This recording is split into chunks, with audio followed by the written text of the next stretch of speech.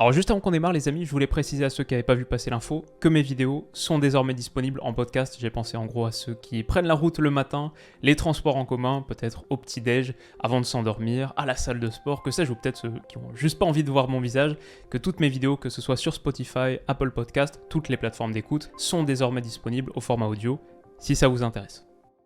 Les amis, bienvenue, j'espère que vous allez tous très bien, très content de vous retrouver pour cette nouvelle vidéo. On est le jeudi 27 avril au moment du tournage, on est au lendemain de la défaite d'Arsenal 4-1 à l'Etihad. Il y a beaucoup de choses à déballer du côté des Gunners et je crois que je suis aux côtés de la personne la mieux placée pour en discuter. Donc vous êtes nombreux, je crois, à l'attendre, ces premières réactions. Donc on va lui poser la question tout de suite. Stan, comment est-ce que ça va ? Ouais, écoute, j'aurais aimé te dire ça va, tu vois, moi je suis, comme j'ai l'habitude de dire, moi je suis quelqu'un de, voilà, moi j'essaie d'être quelqu'un de joyeux dans la vie, tu vois, d'essayer de prendre les choses de manière positive, prendre les choses avec philosophie. Cependant, bon, hier il s'est passé quelque chose, ça fait mal, franchement ça fait mal, tu vois, et donc ça va pas. La vérité, c'est que ça va pas. En fait, on va pas passer par 35 000 chemins pour te dire les choses telles qu'elles sont. La vérité, c'est que ça va pas. Arsenal ne sait pas gérer. Voilà, j'ai mal. Franchement, j'ai très mal. Hier, je pense qu'on aurait dû mieux faire, mais on s'est fait taper. Et puis voilà, ils sont bien meilleurs que nous. Ils sont beaucoup plus forts. On aura l'occasion d'en parler au courant de la vidéo. Mais les premiers sentiments, c'est des sentiments de, voilà, un peu de déception, tu vois, parce que tu y crois. À la fin de la journée, ça reste un match de football. C'était comme une finale de Coupe du Monde, en fait. C'était un seul match. C'était un match, il fallait le gagner et on ne l'a pas gagné. Donc, ouais, si tu es compétiteur, ben, c'est sûr que tu es très déçu. Ouais, tout à fait. Bah écoute, j'ai regardé ton analyse hier soir, j'étais très réactif, celle-là on l'attendait forcément. Et ma question c'est déjà pour se lancer, à la fin de ta vidéo, t'expliques que voilà, il reste quand même des matchs, on n'abandonne jamais, etc. Pour toi, à quel point est-ce que tu y crois encore dans le fait qu'Arsenal puisse remporter ce titre ? Bah, en fait, le truc, c'est que le football est tellement... Tu sais, le football, Bilou, nous tous, on sait, c'est un sport qui, de temps en temps, et même dans la plupart des sports, en fait, c'est le sport en général même qui est des fois très imprévisible. Donc, à la fin de la journée, si tu regardes, tu te dis, il reste encore des matchs à jouer. Mathématiquement, il y a encore une chance que ce soit possible. La vérité, c'est que, bon, écoute, il faudrait que Manchester City, ils aient non seulement une défaite et au moins un match nul. Si tu regardes aujourd'hui, tu te dis, on ne sait jamais, peut-être que ce week-end, ils font match nul face à Fulham. En fait, la vérité, elle est là. C'est que la première ligue, vous-même, vous savez, moi, je suis là en train de parler. Il y a beaucoup de gens, ils sont là que dans le trollage. En fait, ceux qui sont là dans le trollage, on va leur répondre tout de suite. Vous êtes là pour troller. Il n'y a pas de problème. Vous pouvez troller Arsenal jusqu'à demain. Mais la vérité du terrain, c'est que Manchester City, au courant de la saison, ils ont eu l'occasion de perdre des points dans des matchs où ils ne devaient pas perdre des points. C'est la raison pour laquelle Arsenal est devant eux de cette manière-là. Donc aujourd'hui, moi, permettez-moi d'y croire. Permettez-moi d'être naïf.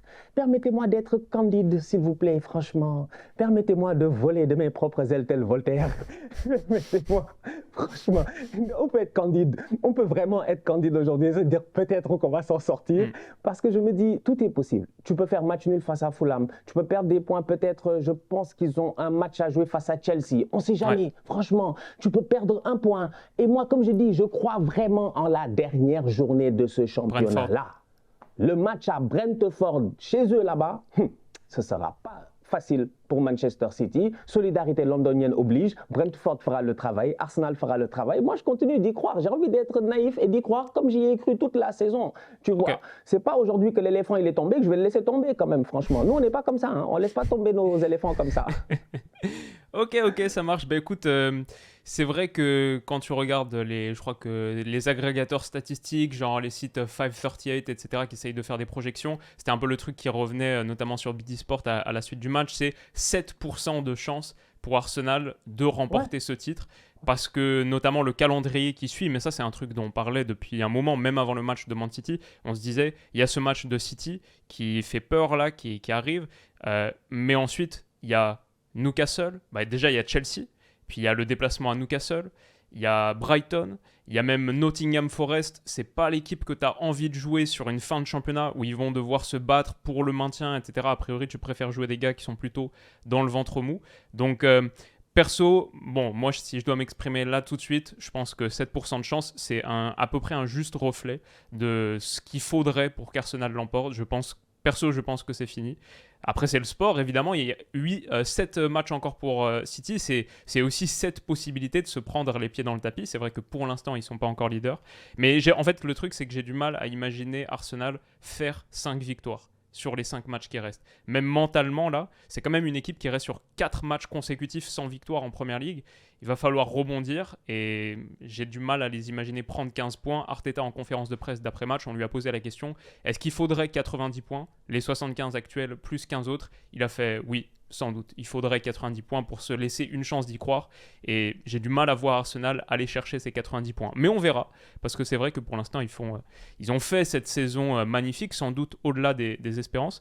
Et j'ai plusieurs questions à poser. Déjà, on parlera de comment envisager la suite, parce que la saison prochaine, ça va être un très très gros truc pour cet Arsenal-là, qui retrouve la Ligue des Champions, peut-être un peu plus attractif encore sur le marché des transferts.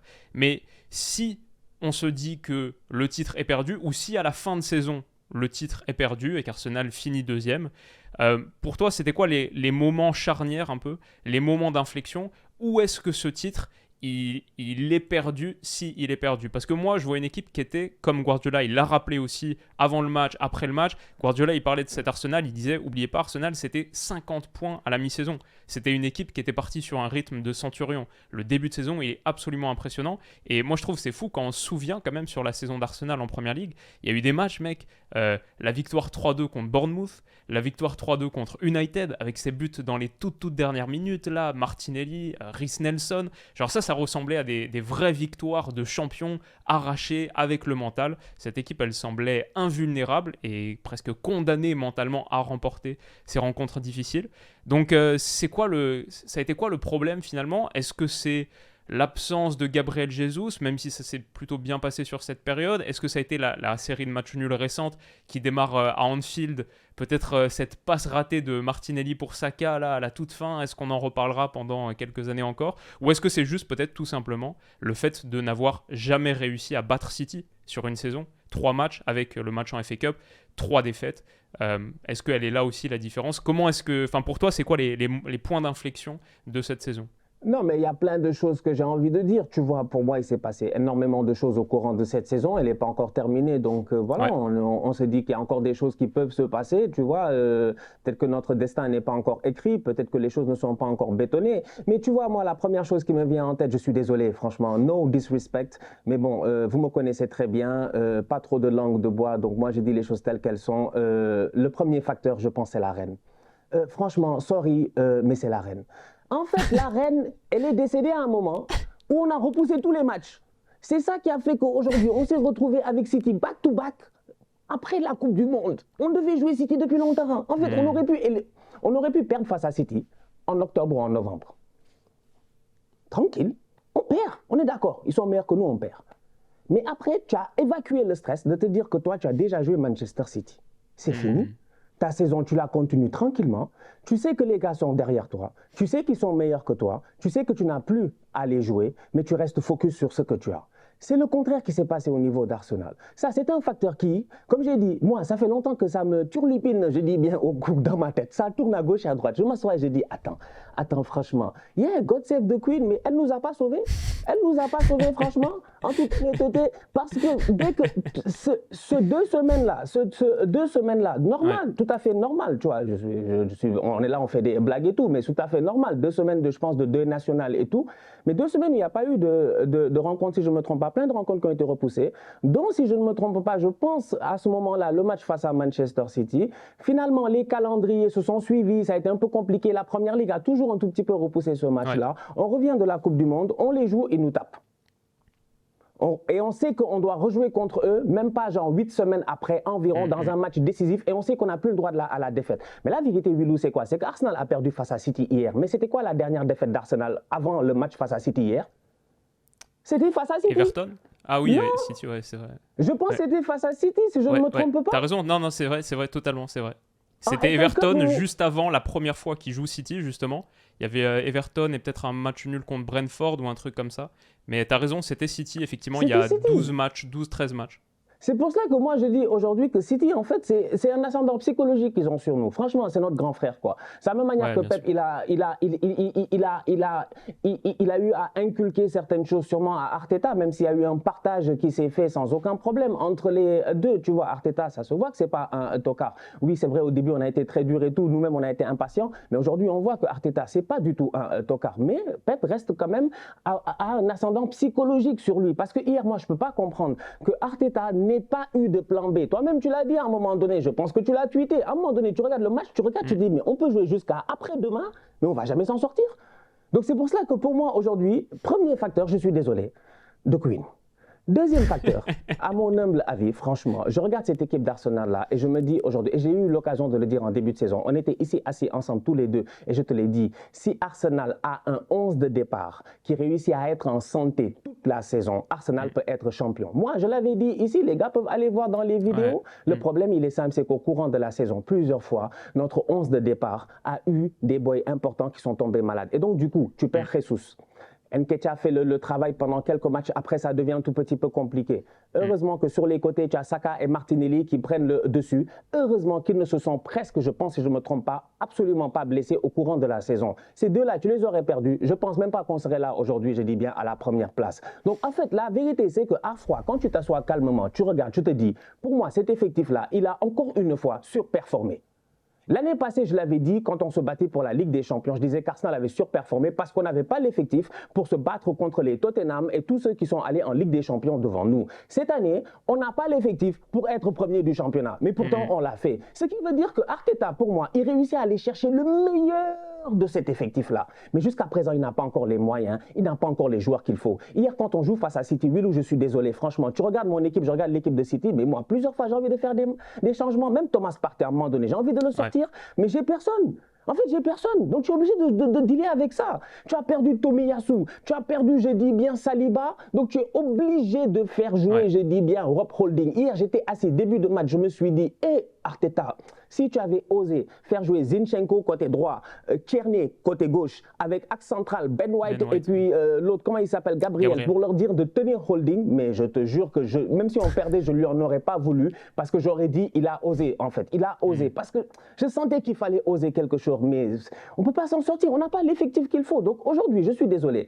Pour moi, la plupart des autres ne se sont pas gérés.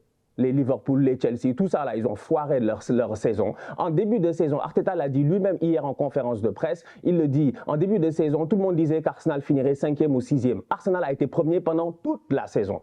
Pour moi, et je le répète encore une fois, avec un effectif qui a donné plus que ce qu'ils sont capables de donner, parce qu'on a vu les limites de cet effectif-là. Si cette année on était en Ligue des Champions, je te dis, est-ce qu'on sort même de la phase de poule?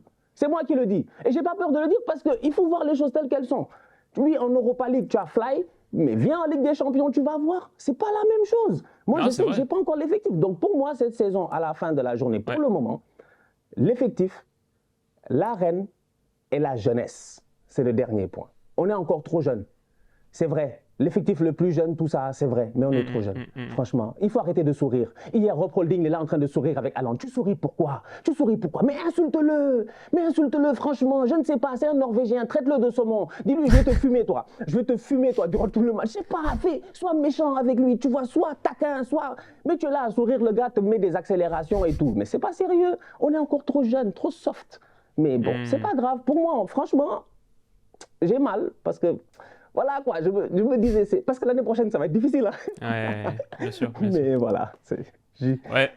Et sur l'effectif, je pense que effectivement, justement, le truc, c'est que cette saison, en plus, Arsenal, quand tu compares à Manchester City, City, là, on est fin avril, ils sont encore en lice sur tous les tableaux. Arsenal, cette saison, elle a été difficile sur la fin. On a senti les limites quantitatives de l'effectif, malgré le fait que ils ont été sortis de la FA Cup, justement par Manchester City, et ils ont été sortis de l'Europa League. Alors pas hyper tôt non plus, mais pas le plus tardivement. Enfin, ils ne sont pas encore en lice là, au stade des demi-finales. Donc, quelque part, ça fait un moment qu'Arsenal a vraiment plus que la Première Ligue à jouer. Et pourtant, on voit que... toutes les minutes qu'Arsenal a eu à jouer cette saison, il n'y avait pas suffisamment de joueurs sur lesquels les répartir. Et je pense que ça a coûté. C'est vrai que si on doit parler des points d'inflexion, peut-être quand on considère la série récente, là, les 4 derniers matchs sans victoire, l'absence de Saliba, ouais, c'est sûr que... Je me souviens à une époque, tu parlais beaucoup de Partey, Xhaka. C'était ça, la clé de Arsenal. Il fallait que les deux soient en forme, ne se blessent pas. Si les deux ne se blessent pas, c'était possible. Et il y en avait beaucoup. Il y avait eux deux, mais comme tu le disais aussi, il y en avait d'autres. Notamment William Saliba. Et du coup, ça m'emmène sur la question que j'ai envie de traiter un peu en profondeur aujourd'hui, c'est comment est-ce qu'on se prépare justement? Comment est-ce qu'on renforce cet effectif? Déjà, qu'est-ce qu'Arsenal doit viser la saison prochaine? C'est quoi les objectifs? Et comment est-ce qu'on s'arme en fonction? Pour moi, la cible, elle est assez claire.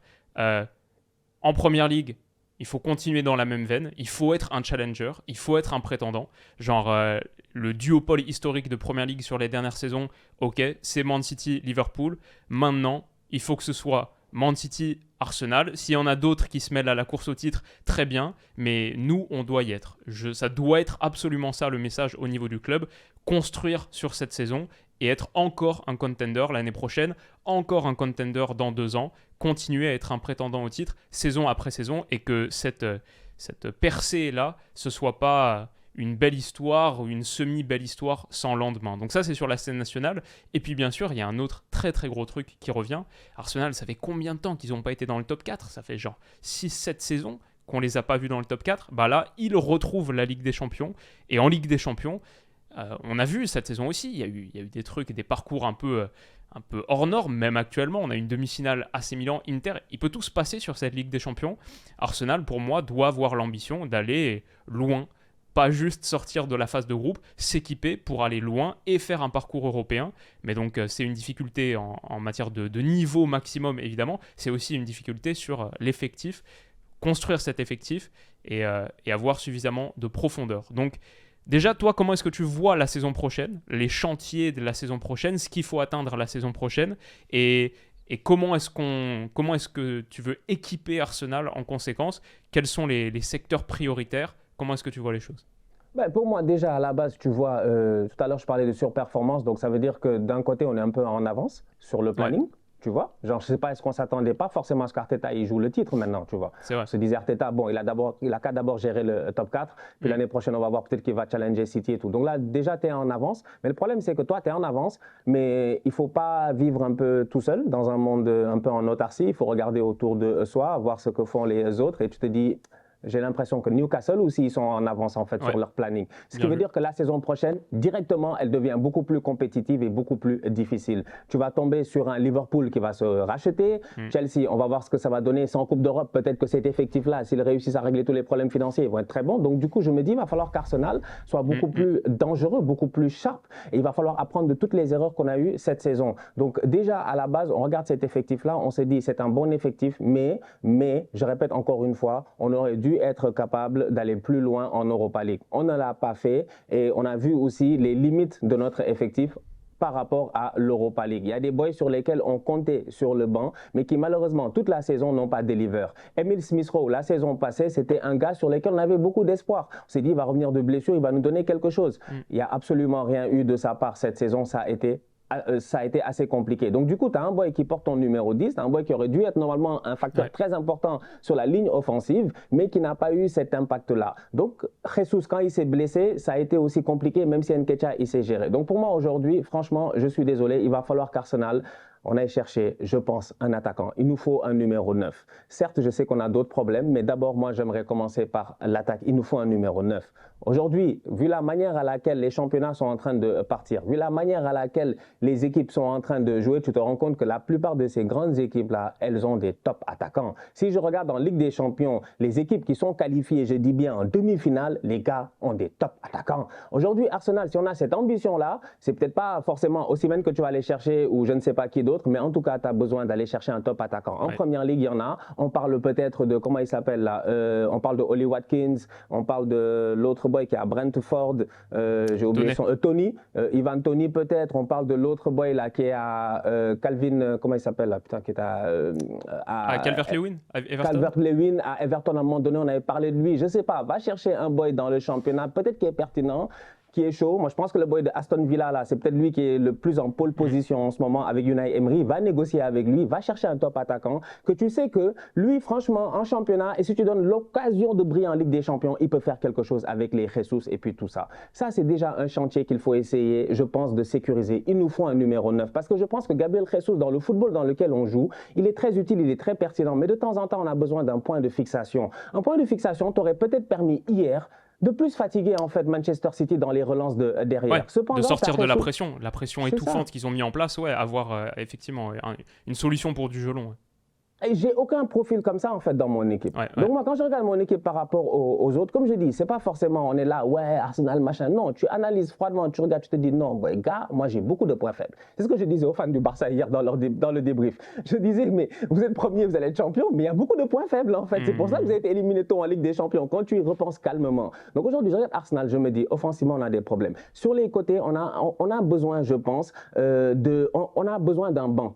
Franchement, on l'a vu tout au courant de la saison. Tu sais, se reposer sur 11 joueurs, c'est pas facile. Les gars peuvent être fatigués, les gars peuvent être épuisés. C'est le cas aujourd'hui, je pense, de Bukayo Saka. Bukayo Saka, ça fait longtemps qu'il nous envoie des messages. Ça fait longtemps, je pense que je l'ai dit dans un débrief ici, il y a peut-être 2 mois. Saka avait fait une interview en disant « I am not tired, I am ready to give my all and I will I will be able to rest at the end of the season. » Tu vois, je suis pas fatigué, je vais tout donner et je vais me reposer à la fin de la saison quand l'objectif sera atteint. Quel objectif? Intérieurement d'être champion. On arrive à 6 journées de la fin de la saison, Saka est cramé. Il est cramé, mon boy est cramé, ça se voit, il est fatigué. Il n'a plus rien dans les jambes, en fait. Tu sens que même l'adrénaline qui devait te pousser en deuxième ressort n'est plus là. Alors Face à Akanji hier, c'était compliqué. Alors que l'autre Guardiola, Kevin De Bruyne, top début de championnat, Coupe du Monde, il revient, c'est compliqué, on te fout sur le banc. Il fait jouer d'autres joueurs, ça marche. Mahrez, ça va très bien. Bernardo, tu déconnes, tu donnes pas assez de trucs sur le banc. Là, ces temps-ci, c'est le contraire. Machin. C'est-à-dire que le gars, il est là, il fait des... Lui, même mec, Erling Haaland, l'analyse de pré-saison, pour moi, avant qu'il signe à Manchester City, c'était attention physiquement, c'est un gars qui a des pépins, qui sort d'un championnat qui est beaucoup moins intense, surtout sur le nombre de matchs. Il n'y a que 34 journées, il n'y a qu'une seule coupe nationale, etc. Et Erling Haaland, moi je trouve qu'on l'oublie un petit peu. S'il fait cette saison avec autant de buts, parfois on dit « Ah, il aurait pu marquer encore plus de buts si Guardiola le faisait pas sortir une demi-heure avant la fin, systématiquement, quand il a son triplé, etc. » Mais moi je pense que c'est l'inverse. C'est l'inverse. Haaland, il n'a pas eu de grosses blessures cette saison, justement parce qu'il a pu être opposé, parce que tu avais un Alvarez, par exemple, sur le banc, où c'est une équipe qui a tellement de talent offensif. Donc le fait de pouvoir faire régulièrement souffler ton joueur star phare, ouais, ça compte pour beaucoup dans le succès de City cette saison. Et ça marche de fou. Quand Haaland sortait à la 45e minute et qu'on se plaignait ici. Moi, je me rappelle en début de saison, Haaland dit, mais triplé, on le sort à la 45e. On ne comprenait pas. Mais c'est parce qu'effectivement, il savait qu'à Dortmund, il jouait 90, il se blessait. Et là, aujourd'hui, il est là. Jusqu'à présent, il fait des courses de malade. Hier, les courses qu'il a fait, les courses qu'il fait face au Bayern, je dis, en fait, le boy, il reste quoi? Il reste 10 matchs peut-être à City d'ici la fin de la saison. Toute compétition confondue, si tu mets la finale de la FA Cup, la Ligue des Champions, machin, 10-11 matchs, il est capable de tout donner maintenant pendant 10-11 matchs. Ils ont préparé ça durant toute la saison. Pendant ce temps-là, toi, tu as eu des blessés, tu as fait surjouer certains joueurs et les gars sont fatigués. Tu n'as pas de banc. Tu ne peux compter sur personne. Franchement, c'est dommage. Moi, je le dis encore une fois, je pense qu'il y a des shifts qui auraient pu se faire dans cette équipe-là. Ben White aurait pu revenir en axe central après la blessure de Saliba. Mais c'est qui ton latéral? T'en as pas. C'était Tomiyasu, lui aussi, il n'est pas là. Donc aujourd'hui, je suis désolé. Au milieu de terrain, on est parti en début de saison avec El Nini, tout ça. Regarde l'effectif. Mais vous voulez aller où? En fait, j'ai dit, moi, c'est parce qu'on est supporter. C'est normal. Quand tu es supporter, tu n'es pas objectif. Tu n'es pas objectif. C'est comme un parent avec son enfant, ou c'est comme, je ne sais pas, ou comme quand tu es amoureux. Tu n'es pas objectif. Voilà. Tu es comme un idiot, tu es là, il y a des étoiles, machin, tout ça, les petits cœurs, machin. Moi, j'étais là toute la saison, j'étais là en train de les regarder en me disant, ouais, les gars, ils vont trop le faire, ils sont trop forts, machin. J'étais là en mode Cyril Gann. Je suis arrivé, les gars m'ont John Jones, tu as vu comment ils nous ont tapé hier? Non, mais il faut arrêter. Ouais, c'est un peu ça. J'en ai marre. J'en ai marre. Ils sont trop forts. Franchement, ils sont trop forts. Et honnêtement, regarde mon effectif. Je suis désolé. Zinchenko est un très très bon joueur, tu vois. Et j'en ai besoin. Cependant, dans le profil du fait qu'il vient coulisser au milieu milieu de terrain, j'ai pas d'autres joueurs capables de le faire. C'est pour ça que Kieran Tierney n'a pas réussi peut-être à s'imposer dans cette équipe-là cette saison parce que c'est un latéral plus conventionnel. Rob Holding n'a rien à faire, je pense, dans cette équipe-là, malheureusement, même si ça fait très longtemps qu'il est là. Sincèrement, c'est un boy, tu vois, c'est les soldats là, c'est les boys, ça fait des années et des années, ils sont là, mais malheureusement, on peut pas avoir les ambitions qu'on a et avoir ça en fait. Tomiyasu, je suis désolé, ça va vite. Ça fait 2 ans déjà, si je ne me trompe pas, là, il va falloir qu'il se gère et malheureusement, il ne se gère pas. Kiwior, il est arrivé, je ne sais pas encore en fait ce que ça va donner. Donc je m'attends, je m'inquiète, tu vois. Donc je regarde ma défense et je dis, autant j'ai besoin d'un attaquant, mais autant j'ai besoin d'un défenseur, mais je vais chercher qui? En fait, c'est quoi les défenseurs aujourd'hui? Moi, j'ai pas beaucoup de pistes, en fait. J'entends même pas beaucoup de rumeurs. Je ne sais pas. On n'en entend pas trop, mais ça me lance sur un truc qui m'intéresse beaucoup par rapport au recrutement d'Arsenal. C'est cet été, ça va être un été qui ressemble à aucun autre depuis très très longtemps. C'est que Arsenal a beaucoup plus, je trouve, de ressources pour mener à bien un bon mercato. Parce que financièrement, il y a le poids de la Ligue des Champions, mais sportivement, il y a, je pense, beaucoup de joueurs qui ont envie de jouer à Arsenal maintenant, qui ont envie de faire partie de ce projet en croissance et qui en plus vont pouvoir jouer la C1. Ouais. Donc je crois qu'il y a vraiment des cartes à jouer. Et moi, ce qui m'intéresse, c'est quelle direction est-ce qu'on va prendre sur ce mercato. Parce que je m'explique, pour moi, il y a un peu 2 trucs. Peut-être que ce qu'il faudra faire, c'est prendre les 2 chemins en même temps. Mais c'est soit tu te renforces avec des joueurs un petit peu du calibre de ceux qu'on a vus pour l'instant. C'est un peu la stratégie de prendre des gars qui sont un peu plus jeunes et tu te dis ils vont percer avec toi et tu vas en faire, voilà.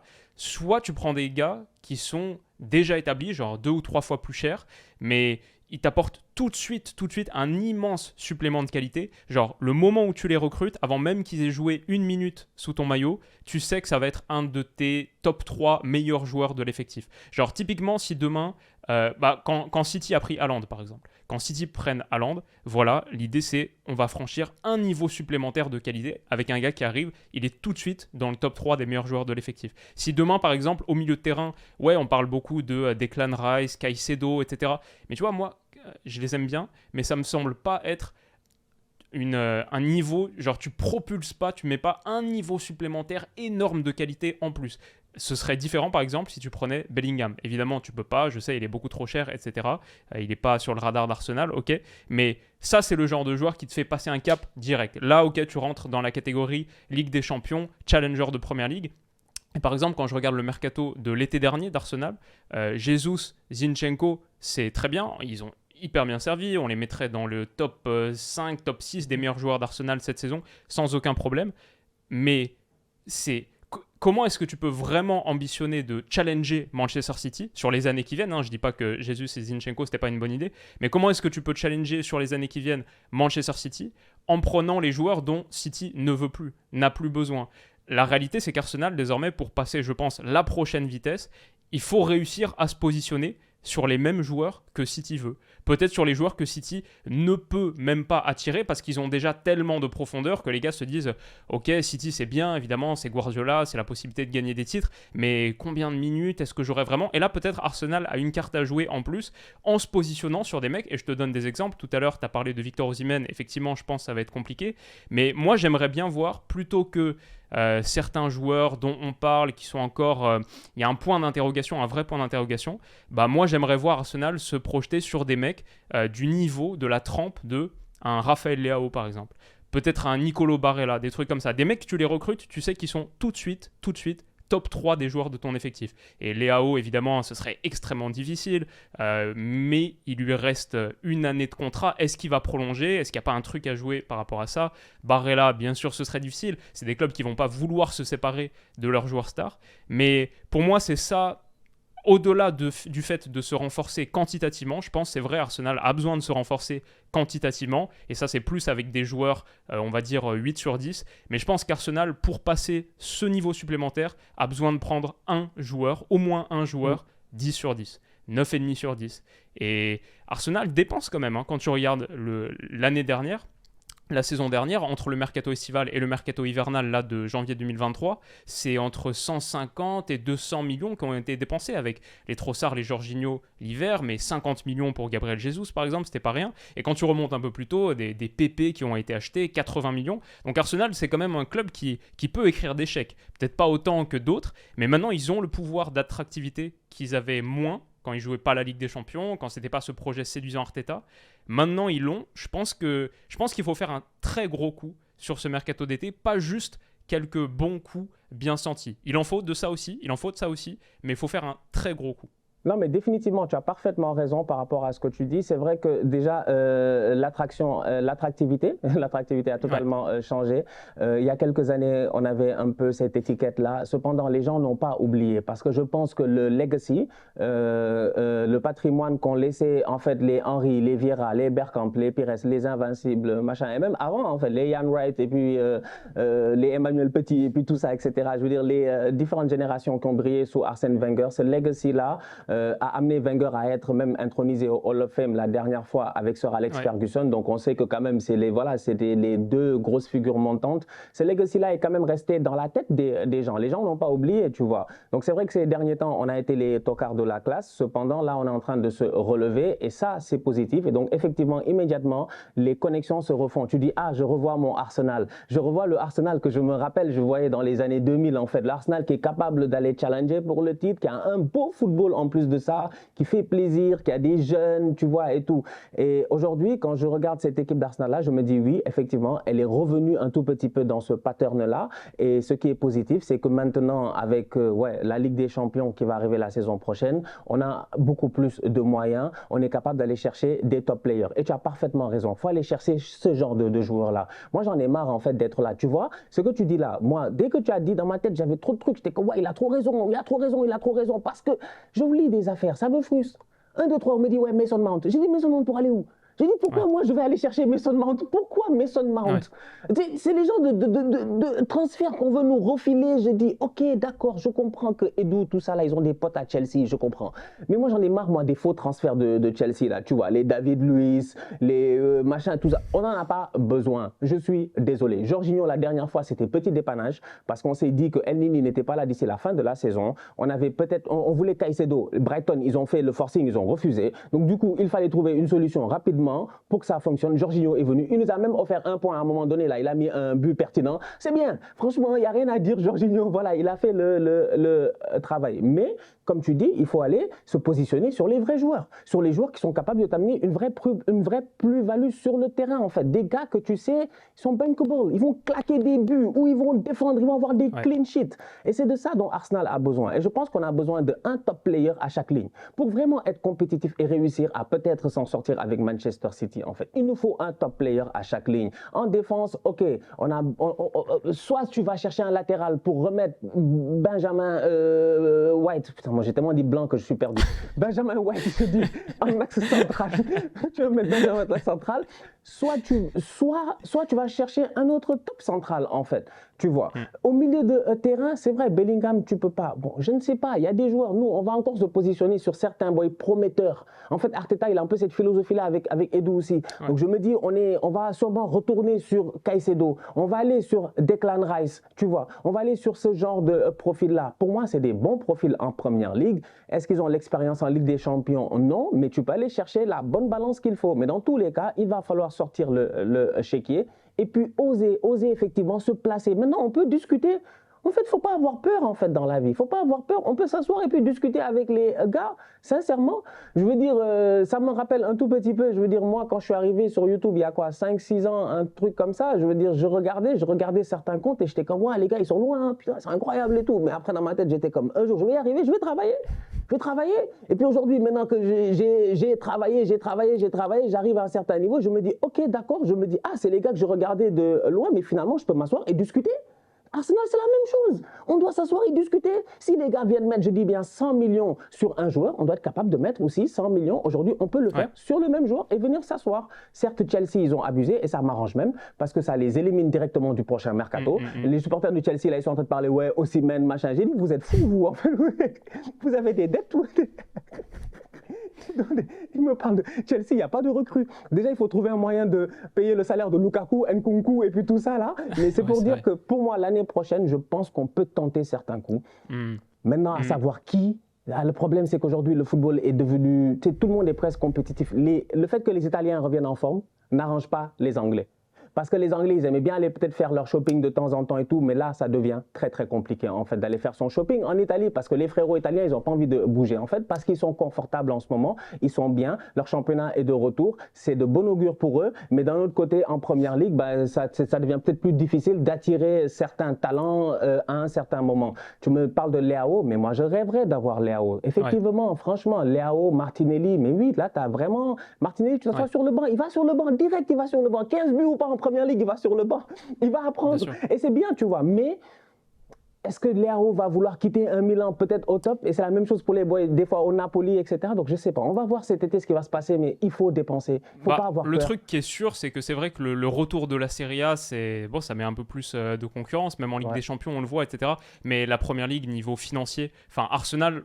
Je pense même Arsenal, qui n'est pas le club qui donne les plus hauts salaires de Première Ligue, pas loin, mais pas top 2 ou peut-être pas top 3, je pense pas, ils peuvent donner un salaire supérieur, largement supérieur au max que peut donner l'AC Milan. Ça, j'en suis convaincu.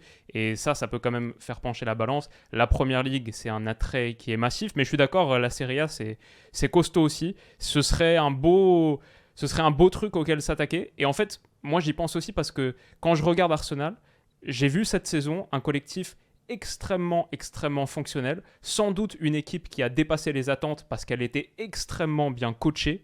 La somme des parties était supérieure aux parties individuellement. Mais je vois aussi une équipe qui peut-être manque de, comme tu dis, top joueurs, genre des cracks vraiment absolus. Ce collectif-là, si fonctionnel, il aurait sans doute besoin d'être sublimé par ces gars-là dont on parle, un Raphaël Leao, un Barella, un autre, un top défenseur central. Comme il y a eu, en plus, je sais pas, Arsenal, j'ai l'impression que sur les dernières saisons, avant celle-ci, il y a eu des périodes où il y avait des vrais cracks sans avoir le collectif fonctionnel.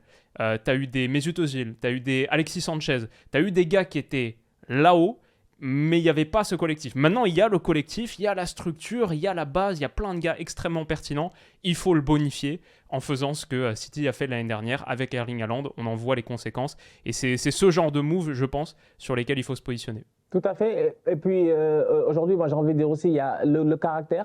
Arteta, il a son caractère. Est-ce que ça match aussi avec certains profils? Tu vois, peut-être que le fait d'avoir des boys jeunes, ça lui permet de mieux gérer son effectif, de pouvoir... De la matière malléable, quoi. Voilà, c'est ça. Alors que quand tu vas chercher le top player, eh ben, il a son ego de top player, tu vois. Imagine, aujourd'hui, tu as Mbappé qui arrive, tu vois, imagine. Mais Arteta, il va pas...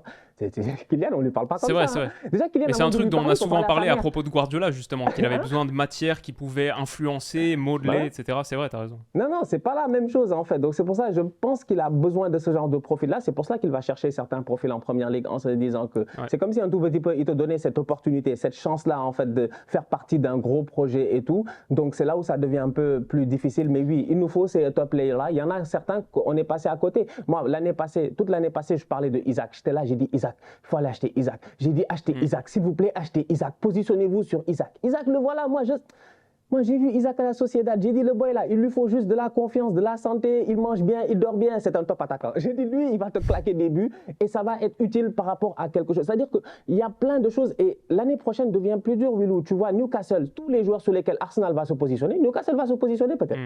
Et en sachant que la mentalité de Eddie Howe est presque à peu près la mentalité la même que Arteta en fait. C'est-à-dire aller chercher des joueurs qui sont pertinents mais pas forcément des gros noms. Tu vois. Donc, ça risque d'être très, très difficile pour les prochaines saisons, mais on n'a pas le choix. Il va falloir recruter, il va falloir chercher de meilleurs joueurs. Parce que hier, face à City, franchement, Willou, on l'a vu. Je suis désolé. Ben White, c'est un guerrier. Ben White, à chaque fois qu'il est revenu dans l'axe, c'était pour sauver les gars. Mais il y a une action là où je pensais à Haaland, il frappe. Ben White, il fait le tacle là pour sauver, mais s'il n'est pas là, mais où sont mes centraux? En fait, c'est des questions à se poser. Le pauvre, il a fait un match, mais franchement, il était à droite, à gauche. De temps en temps, il montait, il essayait d'offrir une solution. Le ballon n'arrivait arrivait jamais parce qu'on se faisait bouffer par City au milieu de terrain. Donc tu vois que tu as énormément de lacunes en fait aujourd'hui. C'est pas normal, c'est pas du tout normal. Ton milieu de terrain partait chacun, c'est tout. On n'avait que ça, on n'avait que ça. Donc à la minute où les deux sont un tout petit peu under the level, où ils se font bouffer par un pressing, mais toi-même tu as mis la séquence ce matin, mais Kevin De Bruyne, il est méchant, ils sont méchants, ils se sont assis, ils les ont analysés, ils nous ont analysés comme si on était je sais pas, des rats de laboratoire. Ils se sont assis, ils ont dit, attends, Granit Xhaka, comment est-ce qu'on va le traumatiser? Thomas Partey. C'était trop clair. Le plan de match était trop clair. Ça veut dire qu'on n'est pas prêt. On n'a même pas pu les surprendre et ça m'a tué. Tu sais pourquoi? Parce que je te jure, en avant-match, Pep Guardiola, quand ils viennent en avant-match, là, les deux coachs, et qu'ils montrent leur interview d'avant-match à quelques minutes du début de la rencontre, Pep Guardiola, il dit clairement, je te dis, mot pour mot, à ce moment-là, quand il a parlé, je te jure, Willou, j'ai eu un frisson. Il a dit, Arsenal, depuis le début de la saison, ils ont un magnifique football. On les voit jouer et tout le monde les a vus jouer. On a tous vu Zinchenko dans l'axe, Partey, Xhaka, tac, tac, tac, tac, Martinelli, Saka. La manière à laquelle il a décrit mon équipe là, franchement, moi, ça m'a fait mal, quoi. Ça m'a vraiment... Enfin, il a décrit, je me suis dit, lui, en fait, on dirait toute la saison, il était derrière nous à nous observer. En disant, OK, d'accord, ils font ça, c'est intéressant et tout. Et aujourd'hui, ils sont arrivés, ils nous ont, je dis bien, contre Uno, mais le contre Uno du siècle. C'est-à-dire que c'était vraiment la dernière carte. Moi, je pensais que c'était fini, j'étais prêt à faire Uno. Contre Uno. Non, il est trop fort. Non, franchement, ils sont trop forts et on n'est pas prêts. Ouais. On est malheureusement pas prêt. Écoute, on verra aussi sur les retours de prêt aussi pour Arsenal qui a un petit peu investi sur ce segment-là. Et il va y avoir Balogun par exemple qui va revenir de Reims. On n'en a pas parlé pour l'instant. Est-ce que ça pourrait être une solution en pointe? Il a planté, je crois, 18 buts en Ligue 1, même s'il y a 5 pénaltys. C'est encore assez jeune. Je pense que Arsenal doit faire mieux que Balogun. J'en entends parler. Ça peut être une solution de profondeur, bien sûr. Déjà pour prendre la profondeur sur le terrain, mais profondeur d'effectif. Mais je pense qu'effectivement, il faut un gars en plus. T'en as parlé un petit peu la pointe. Il y a Marquinhos, par exemple, qui va revenir aussi, qui était prêté à Norwich, qui a que 20 ans. Donc, il a été pris, je crois, à Sao Paulo FC il y a l'été dernier, un truc comme ça. Donc, voilà, peut-être que des petits jeunes encore. Ouais, mais tu sais, Willou, on ne peut pas continuer dans le machin du... En fait, c'est ça qui m'énerve des fois avec les supporters d'Arsenal. C'est pour ça que moi et certains supporters, on ne peut pas s'entendre. On ne peut pas s'entendre. Parce qu'il y en a, ils vont te dire, ouais, on est une jeune équipe. Moi, je suis d'accord. On est une jeune équipe, donc on a fait une bonne saison. Je dis, OK, je suis d'accord sur ce point-là. Mais toi, si tu me dis aujourd'hui, effectivement, et qu'on suit ce cheminement-là, et qu'Arsenal décide de ramener effectivement Balogun, Marquinhos, tout ça, on fait 2-3 recrues pertinentes, il n'y a pas de problème, on dépense un peu d'argent et tout. Mais encore une fois, on se dit, ouais, Arteta, il a un effectif jeune, on va compter sur les Saka, les Martinelli qui vont grandir et les autres jeunes qui vont arriver. Mais on retombe encore une fois, à mon humble avis, dans ce cercle des baby gunners. Les baby gunners de genre Jack Wilshere, Aaron Ramsey, machin, tout ça, etc. En fait, aujourd'hui, là, il faut être méchant, hein.